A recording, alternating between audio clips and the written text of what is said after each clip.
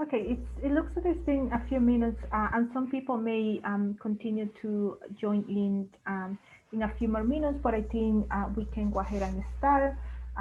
So, welcome to this session today. Um, this is great to have you all here. So, this is the mass incarceration session. Mass incarceration policies on the community. So this will be a discussion of the impact of mass incarceration and criminal justice reform initiative from the perspective of a law enforcement agency and a community member. So we will have these first sessions. We will have Trucy like kind of like talk to us a little bit about his experience. He will walk you through a little bit of a Q&A and during these sessions at any time. Just feel free to ask any questions. And then, so this session will last until 10:30, and then from 11 to 12, we will have a second part of the session. During this part, we're going to be looking at um, we're looking at the criminal justice system as it is. And then in the second session, we will be looking at the criminal justice as it may be. But this session, we will have True Alan guide us through that process. And I will pass it up to True Alan to introduce himself and to give us a little bit of kind of like an overview. Thank you so much for joining us again, Alan, and thank you and welcome everyone. Thank you, Luz, and thank you for everyone for joining this morning. And thanks to the Boston Debate League for inviting me. My name is Trucy Allah, born and raised in the city of Boston. I started out my career in 2000. When I started out, I was a mentor, faith-based mentor at the Suffolk County House of Correction with the Boston Reentry Initiative. And that's where a lot of people know me from. That was an excellent initiative. They worked with gang involved, proven risk youth who were sentenced to custody at the Suffolk County House of Correction. And so there was faith-based organizations that had mentors and case managers to work with the population, and probation, parole, the DA's office, and the U.S. Attorney's office. And I matriculated my way up to the director and to an assistant deputy superintendent.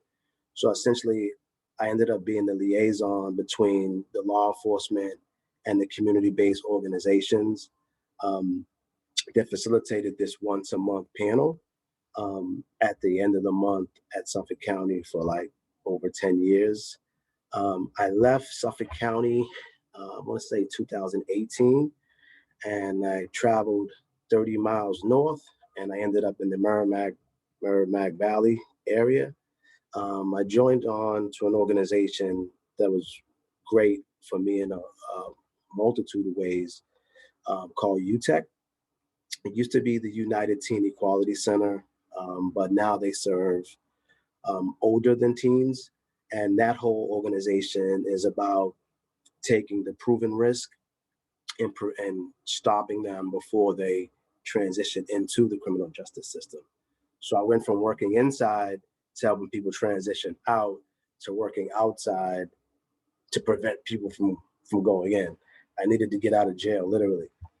Um, and then, and then I, moved up to the area because of the commute, and an unbelievable opportunity presented itself to me via EOPS. I met the undersecretary of public safety who works under the governor. And next thing you know, I'm interviewing for director of reentry. So I go up to just cut the commute, and now I'm doing the reverse commute. So I'm back in Boston. Such is life. But it's a great opportunity that I'm doing now. So I'm director of reentry at the executive office, and EOPS oversees the Department of Correction, state police, DYS, a whole host of agencies under in the Commonwealth. My focus is prisoner reentry.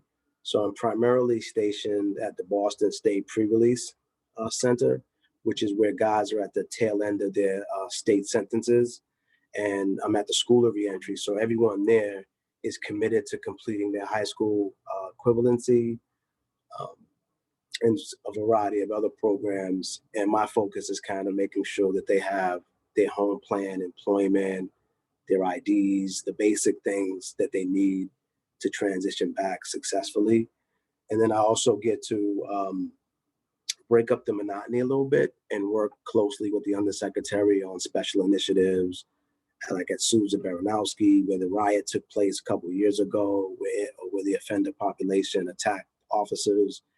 We're trying to do some work with the undersecretary, uh, state rep, Rep Nika Ilugado, and we're trying to create a better culture inside the Department of Corrections so that both sides, the officers, are protected and feel safe.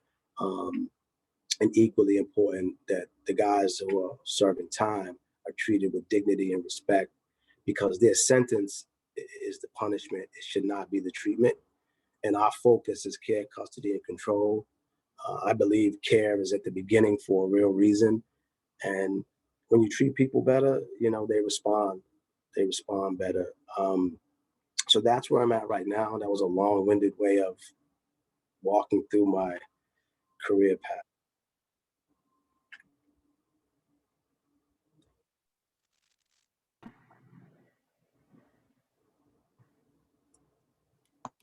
Luz, did you want me to keep going, or you want me to stop right here? We can go ahead and start with your video right now if you want me to share that. No. Sure, that's fine. Welcome everyone. So Trucy Allen is our speaker today for this session, and I will be sharing. He just shared a little bit about himself, but we're going to be sharing a video that he wants to share with us. You want to tell us a little bit about the video before I put it on Zoom? Sure. So by way of introduction, the video is basically an autobiographical documentary. I met a producer, film right professor who works out of Columbia University when I was at Suffolk County House of Correction. We had a childhood actor in custody who got off track, Justin Martin, beautiful brother, and I helped facilitate his visit coming in. We started talking. He took an interest, and then a couple of years later, he helped me put together this documentary. And it's kind of like a tragedy to triumph story. I hope you enjoy it.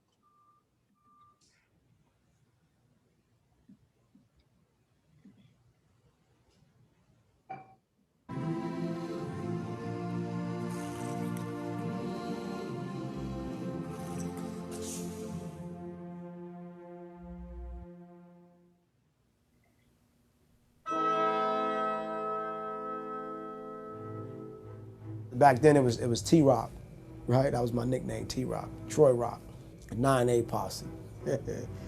All we did was smoke weed, that was it, wake and bake. So I started out smoking weed and then selling crack. But in so selling crack, you gotta have a gun to protect your product and your money and your reputation, and then ultimately your crew. So it goes from weed to crack and guns to drive-by shootings. My criminal resume entailed possession of marijuana, possession with intent to distribute crack cocaine, possession of a firearm, assault and battery with a deadly weapon.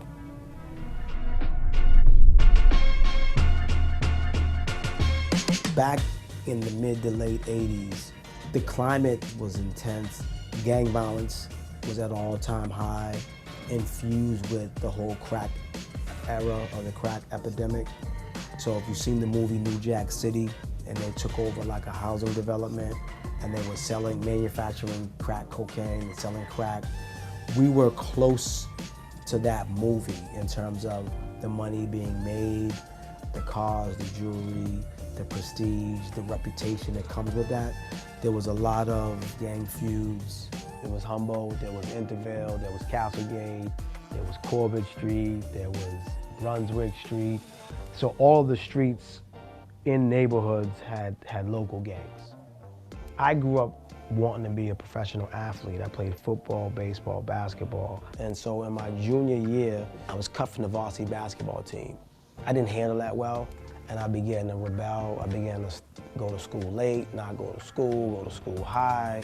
I made it to my senior year before things kind of crumbled, but all along, I was hanging on Castlegate Road.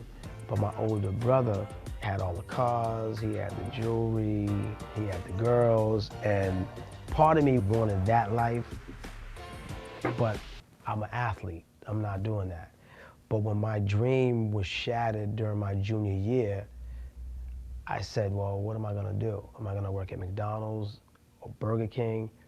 Or am I gonna drive these fast cars and wear the jewelry my brother has and the clothes that my brother has? And I know how he's getting it. The underlying story is that the gangs, the crews are coming from families that were broken or fractured. At the time I was going through my troubling time, my dad was going through a midlife crisis, battling addiction, wasn't able to be that firm figure that I needed to be to hold me together to get me through that senior year. The gang kind of filled the void that the families left in all of our lives. Everyone on the block was coming from a similar bad background, and misery loves company. So we band together and we were aspiring to be great in the best way we knew how. But this was the block, Castlegate Road. Wow. Yeah, for sure. There's not many of the families that I grew up with, ripping and running with, that are still here. You know, a lot of folk that lived in these ones have moved on. Right. And so we were out here one day hustling, and someone yelled out, 5-0's coming, y'all better get out of here. I remember running through this alley and coming out on Washington Street side. So I'm thinking I got away, and I ran right into the police. Wow. And they were out there like deep. Yeah. Deep. I remember getting to the police station and the guy says, what school do you go to? I says, I go to Catholic Memorial High School. He said, oh, you're a CM kid in West Roxbury, huh? I said, yes, sir. He said, boop. I said, oh, shit. He tightened me up, right? I said, yo. But I knew what that was. What that was you go to a Catholic school, it's a college prep school. What in the hell are you doing on Castlegate Road? I'd say the first aha moment for me was probably sometime during '88. I was on the block, I was hustling, and I just had this feeling of despair that I wanted to get away from. One of my boys had just been arrested. One of my tightest friends was arrested. Another one was shot. And it was communicated to me that I don't want to go to jail and I don't want to die on this block. And I walked from Castlegate Road to Walk Hill Street, where I lived at the time with my grandmother, my dad, and my brother. And I stayed in the house. I turned into a hermit. I couldn't explain it. I didn't know what was going on. All I knew was I didn't want to go to jail and I didn't want to die on the block. Friends kept calling, checking for me. Eventually I come back out the house and I get in trouble. I got arrested for possession of a firearm, but prior to that arrest taking place, I had got jumped and there was a shooting as a result of that incident. So when I was away doing that mandatory year for possession of a firearm, the warrant fell for the case, the shooting case. I went from doing a year to facing trial and found guilty and sentenced to a 15 to 20 year sentence.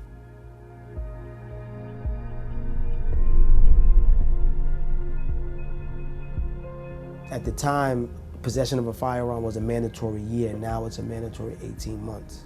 I go to the old Deer Island, I'm like, man, you know, a year is nothing. I'll eat that. It's a badge of honor. That was my sick thinking at the time. I did a year and a warrant for this shooting fell on me. I have a trial, so there was some question about the height, who said what. I had a hung jury. I'm like, yeah, you know, coming through this. I'm gonna get out of this. I'm gonna slap this out the park. I'm gonna beat this kicks, and I'm gonna get back to being stupid. That's what I'm thinking at 18, 19 years old. They retried me a week later and found me guilty and sentenced me to a 15 to 20 year sentence under the joint venture theory. I didn't shoot the victim in the case, but joint venture is basically you didn't do anything to prevent it. It's like conspiracy for the federal system. And in some cases, the guy that doesn't do the shooting can get more time because he organized it. So I got sentenced under that law. Fast forward, I go away, I'm in denial. I'm like, man, I'm gonna beat that on appeal because I had a hung jury. And then when my appeal was shot down, that's when the transformation from Troy to True C began, because I realized that I wasn't coming home in 1 or 2 years. I was gonna be there for the better part of a decade. And I think had I won the case or even won the appeal, I don't transition into True CLR. I think I come right back and try to do things a little different and make a bigger mess. It was communicated to me that I didn't know what I was gonna do, I just knew what I wasn't gonna do. And what I wasn't gonna do was I wasn't gonna go run right back to the block, rejoin the gang, and make another criminal resume. The lights came on, and I just knew that I didn't want to be the same guy that entered into the criminal justice system when I was released. So I asked myself, what are you really riding for? And who are you really riding for? And is it worth it? When I got the answer to those questions, I said, you know what? You got to do something bigger and better with your life when you get out. And guys would always say, you know, being in the gang, selling drugs, gang banging, it's part of the game, man. I said, well, if it's part of the game, I need a new sport.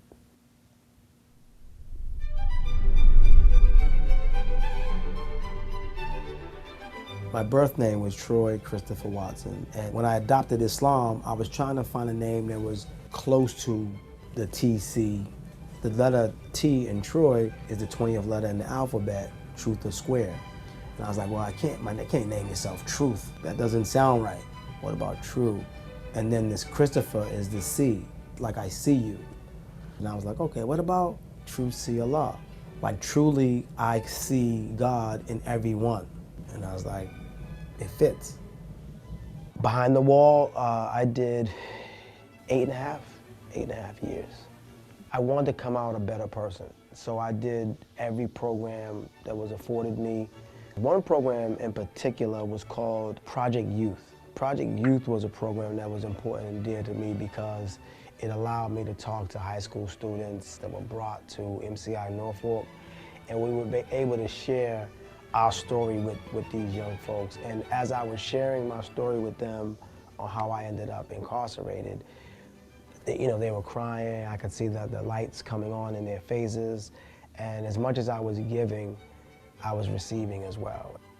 I finished my high school equivalency, and then I went to Mass Bay Community College.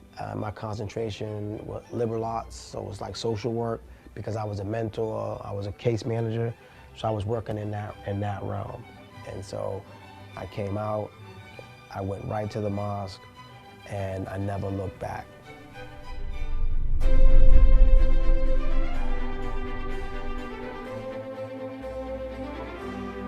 I'm a returning citizen. I'm a father, I'm a brother, I'm an uncle. I am a subject matter expert relative to reform, having been adversely affected by the criminal justice system. I've been working for the Sheriff's Department in one role or another for 19 years. And I'm overseeing a unit called the Peace Unit, and it's 18 to 25-year-old young offenders inside the county facility. They asked me, what do you think we should call the unit? And I came up with the Peace Unit. And then we wanted to create like what each letter stood for, and it's positive energy always creates elevation. Everything in the unit is to inspire peace and growth and maturity in all of the guys that come on the unit. The underlying theme is if you treat people like family, or you treat people better, when they release back to the community, the chances of them being successful go up. When you treat them with the human element, they do better program-wise inside, they develop good habits, and when they transition to the community, more likely they're gonna keep those same good habits. For me, it's inspirational just to show up in the capacity that I am, because I once was in these guys' shoes, and now I'm actually a command staff member.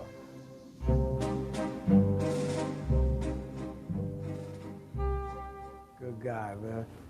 Yeah, but y'all gotta, I want all y'all to win, man. But struggles, life happens, trials, tribulations happen. But I'll tell you, like I tell everybody, man, your worst day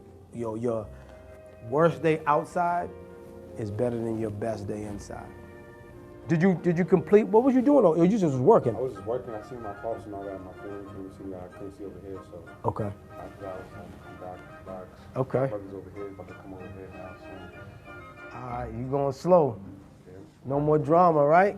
No more drama in my life. Mary J. Blige, man. All right, good to see you. Yeah, he knows how to push your buttons the right way. So this is beautiful, man. Congratulations. You're on your way. I was all on thin ice, getting kicked out, man, Because he knows how to, but that's what he's supposed to do. He's supposed to make you angry and then get you to process it and not respond the way you used to respond. And God is still good. Even when you're going through a trial or tribulation, you don't curse God and be like, oh, why me, woe is me. Nah. When one door closes, another one opens up. I went from the old Deer Island to an ADS, from a sealed record to a governor's pardon. I represent you. Don't get discouraged. Just stay the course. It gets better, it gets greater later. I used to sign all my letters when I was upstate up Norfolk. Every letter that I wrote, at the end of it, I would say it gets greater later. It gets greater later. Now I had some days, man. I'm listening to slow jams. I ain't getting no visit. Sport coat got shorty. I'm in my feelings. I'm crying on the pillow. But I'm like, it gets greater later. And I used to say that so much that I started to believe it. First, it was a mantra. It was a way of me coping with doing time. Then I started believing my own rhetoric. And it got greater later.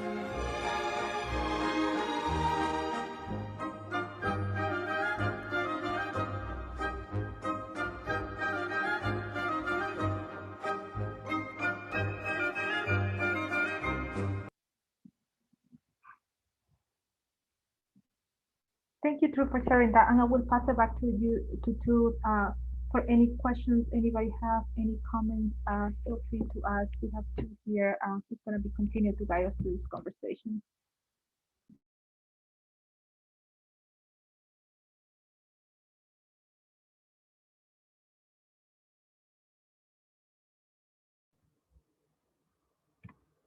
Hello, can you hear me?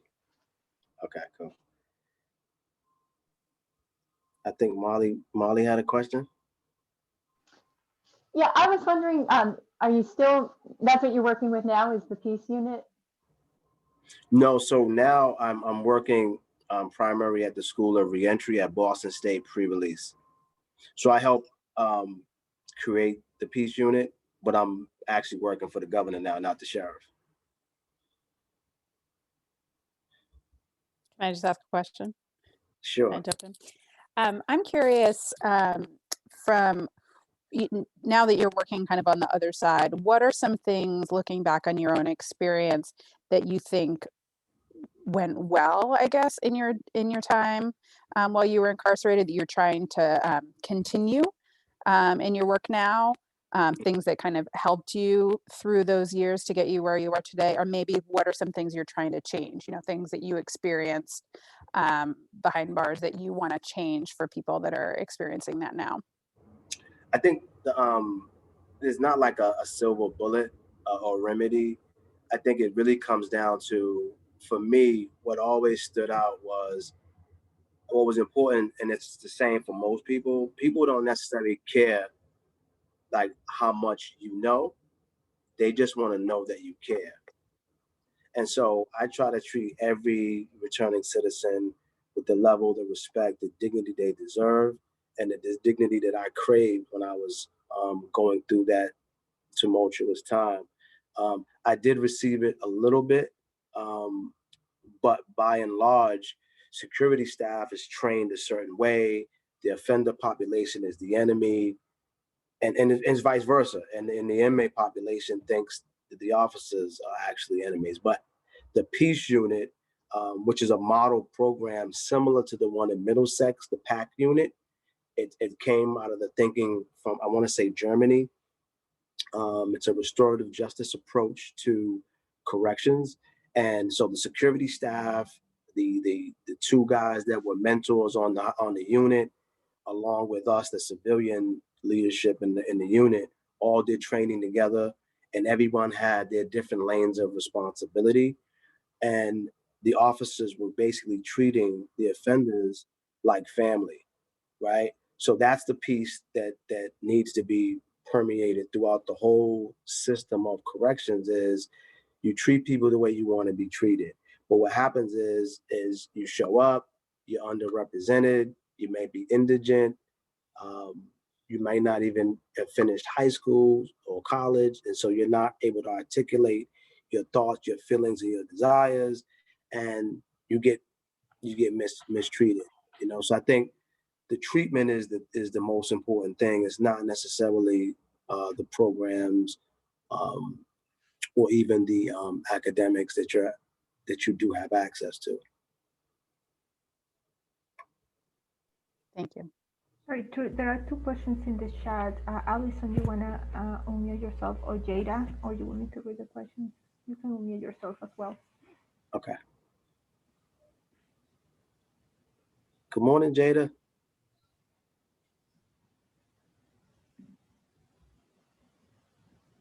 Good morning, Allison.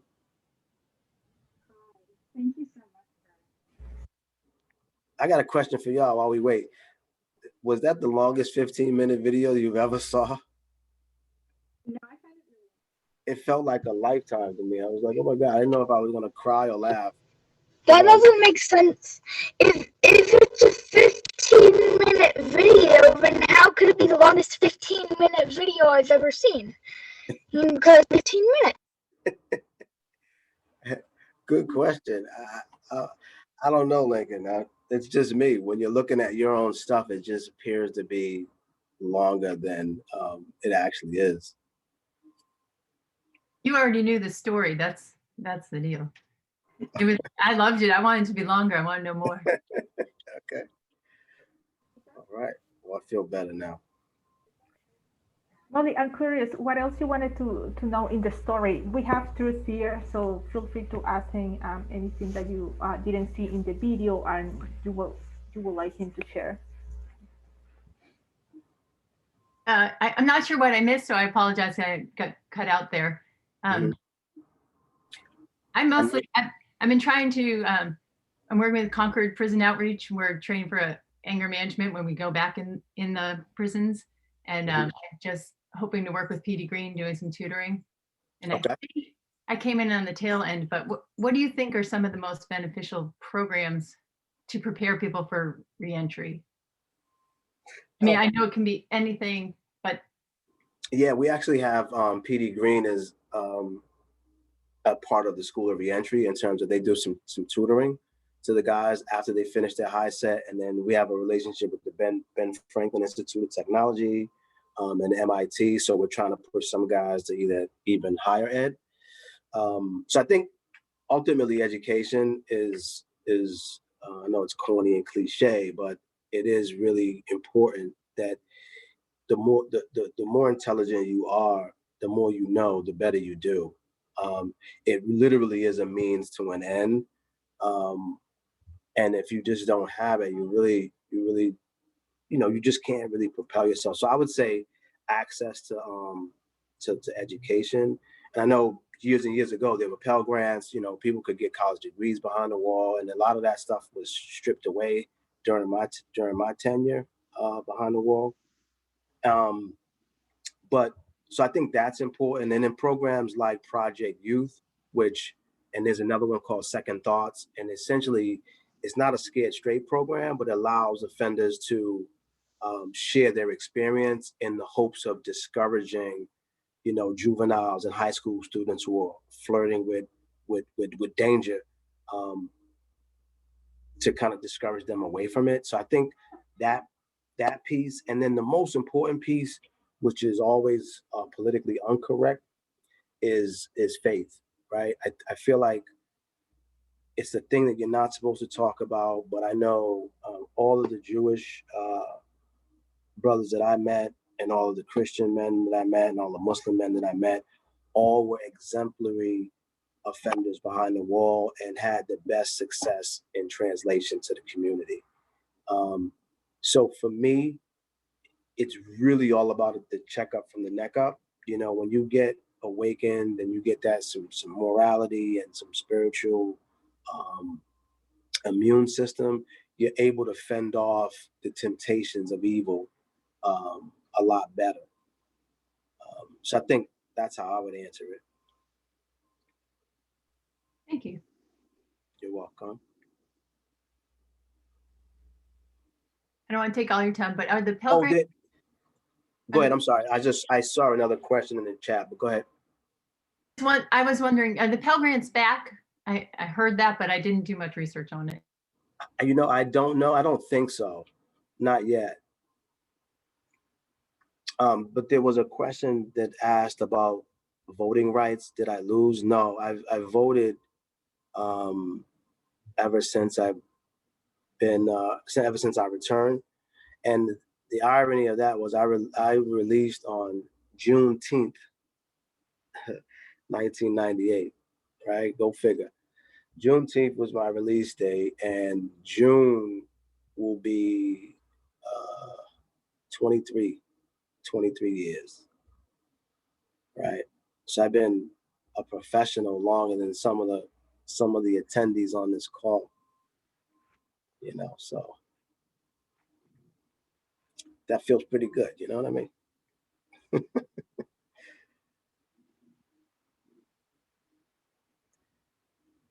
I don't know if I missed any other quizzes. I love the okay. Luz, did I miss any questions in the chat? About the video, if it is available in the web. Yeah, so I sent it to you, and it's like password protected because the producers don't want it to get out and all over the internet. I have to reach out and find out how to make it more readily available, but I'll do that and send the information to you. Because this is like a password, it's temporary. Like we can use it for like a couple of days, and then they switch the password, so it won't work. And that's to protect us, because the goal is hopefully someone big in Hollywood or Netflix or one of the big producers, Tyler Perry, would take an interest and maybe help me add more to the story so we can make sure Molly enjoys it better. Because there's more, but he wanted the producers, they have a skill set that is not, customary to laymen.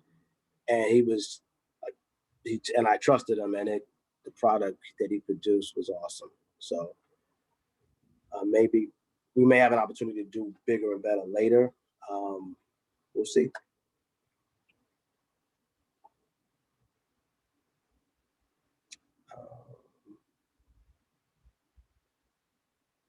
I don't think I missed any questions in the chat. Is there anything else anyone would want me to touch on or lose out of the sketch? I forget what, did you have anything else that you want me to touch on?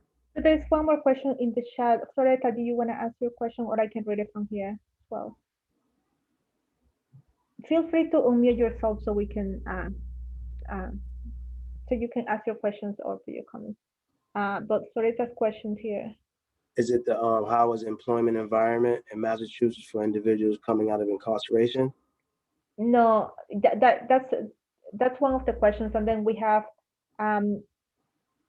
is there access to the to internet to attend classes behind the walls? I imagine this is when you are incarcerated, even if they don't have access to funding currently, if the funding was provided will they be able to attend virtual classes? I think that in the current. So generally speaking, there's no internet access, but where I'm currently working, the program I'm a part of, every student at the School of Reentry, which is a unit inside the Boston Privilege Center, they all have assigned computers, and we have a big board so we can do, like, I can Zoom people in to some of the groups, support groups that we run in between the academics. We have like a full schedule. So we have the teachers, math, reading, writing, science, social studies, and then we do some MRT, social, some social justice kind of classes, and then reentry classes. But they have access to everything at the School of Reentry. But generally speaking, behind the wall, that's not the case because of security reasons. You can't let people just roam on the internet. And so because of that, that's the reason. But we're like the only place within the DOC that allows it right now. And I would just say that the environment is pretty good because there's a host of Corey-friendly employers. And then there's organizations that I work with. I know the mayor's office have an office called the Office of Returning Citizens, and they will work with, federal, state, county, or even DYS level to help guys and young ladies get their lives back on track. And then you have the Rokas of the world, who also assist in this vein, Youth Options Unlimited, which works in this vein, and UTEC, which is where I ended up working for a hot minute, also work in this vein. So I'd say that the environment is really, really good. If you want to do something today, there is no excuse to move forward. If you're stuck, you kind of like, I don't want to sound negative, but if you're stuck today, it's not because of the lack of opportunity to move the dial. Thank you too. And and I think there is a couple still. We are about 15 minutes from the session. I would love a little bit from this session. I think while questions is coming up, we can have 5 minutes at the end also for questions. But too, I would love for you to walk us a little bit or uh, talk up to us a little bit about the impact of mass incarceration and criminal justice reform initiative from a perspective of a law enforcement agency that is a place that you are part of right now, as well as part of like a community member and also as part of your perspective as a returning citizen. Okay. We talked about this in some of our prep calls. What the community has to understand and what the students have to understand or remember is that there's different lanes or levels of responsibility. So for starters, you have the legislative branch, right? The legislators, the state reps, the city councilors, the senators, they wrangle, they come up with different laws. The judiciary or the court, the trial court, the judges, they hand out sentences based on the laws that the legislature has created. And then I, work with the executive branch. The top executive in the state is Governor Baker, which oversees the houses or the departments of correction facilities. And so the executive branch has to execute what the judiciary lays out in the sentence. I know there is an abolitionist movement. There's women that want, no women incarcerated, and I understand that and I support that. But the reality of it is the way the legislature into the interrelatedness between the legislature, the judiciary, and the executive branch makes that totally impossible. And so I was saying in one of our pre-calls, sometimes, the attacks in the media and the attacks that the DOC and the executive branch receive are really just misplaced, right? Because it's not our fault for following what a judge has ordered. Like, there's just no getting around that. One of the big things that came out recently was the the police reform bill. And there was all this pushback, back and forth, and they wanted to crucify the governor and the Commonwealth.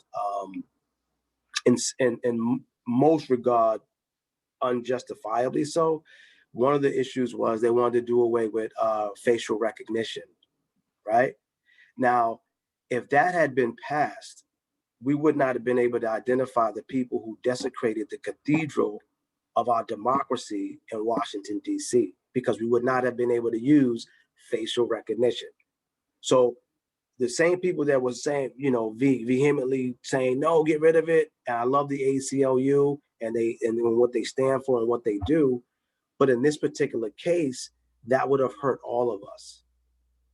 I'll make it even, give you another example.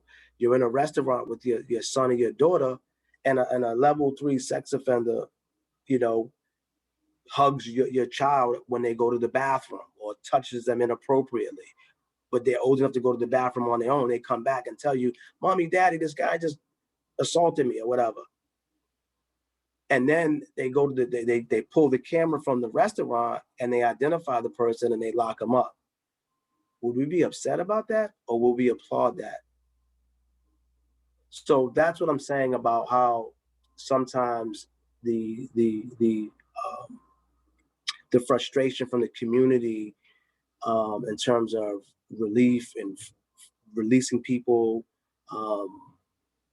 you have to take it with a grain of salt, and you really have to play what I would say is the whole tape and see how it affects ultimately public safety.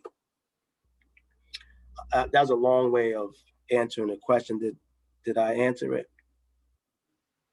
Yes, thank you for sharing. There are two questions in the chat. One is like, has anyone treated you differently from Lincoln? And if you want to add a little bit more Lincoln to that question, or to you said, did anyone treated you differently? Has anyone ever treated you differently? That's a whole nother subject. We could spend all afternoon. I've been through it. You hear me? Yeah, man. We're a nation. We're a city of second chances. We're a nation of second chances. But when you think about going from being behind, I was actually a detainee at the old Deer Island, and I ended up being an assistant deputy superintendent at the new Deer Island. So you had senior level, you had people that had been around that knew me when I was a jerk. And now they're scratching their head trying to figure out how did he end up working in the system that he once was a part of, right? And so those prejudices, I shouldn't say prejudice, but that implicit bias, it just never went away. Every year for that 18 years that I was there in one form or another, I had to navigate the passive aggressive, subtle disrespect, tolerance of a returning citizen, not acknowledging the fact that I earned my plot, I earned my seat, I matriculated up the ladder of corporate America the right way, right? I started out as a mentor, a contractor, a case manager, a contractor, good money, no benefits, then a coordinator, then a director, then an assistant deputy superintendent. But to Molly's earlier point, before that, where was I? I was temp agency. I was day labor. You understand? So where I'm at today, I've earned, I deserve 3 strikes and 4 balls. And really what the problem was is I had the same benefit, the same pension, the same health care that the officers had, and they felt like they just couldn't get past once a jerk, always a jerk. And I really, really was a good example of reformation. And so the treatment was good and bad, but the bad was always, politically correct. It was passive. It wasn't direct, if you will, but the treatment definitely took a toll. And I'll give you another, personal story. So when I was talking to the peace unit in that video, I had just left the sheriff's department. So when I was talking to them about trials and tribulations, I was going through arguably the biggest one of my journey because of this very question that you just asked. But you wouldn't know it because I wore it well. I took it on the chin. God formed me, my parents, my community. I had some good mentors in the past. Minister Don Muhammad from Muhammad's Mosque number 11, Bishop Dickerson, Greater Love Tabernacle, Andrea Cabral, former sheriff, and also was the Secretary of Public Safety when I was going through for my pardon. I had some good people, some giants, give me a shot. I remember when I was going through the pardon hearing, unsolicited, the DA at the time, Dan Conley, actually showed up at my hearing. I didn't know he was coming. He came, and it was because of those 15 to 16 to 17 years of working with probation, parole, the DA's office, the U.S. Attorney's office, and them seeing me in action and practicing what I was preaching.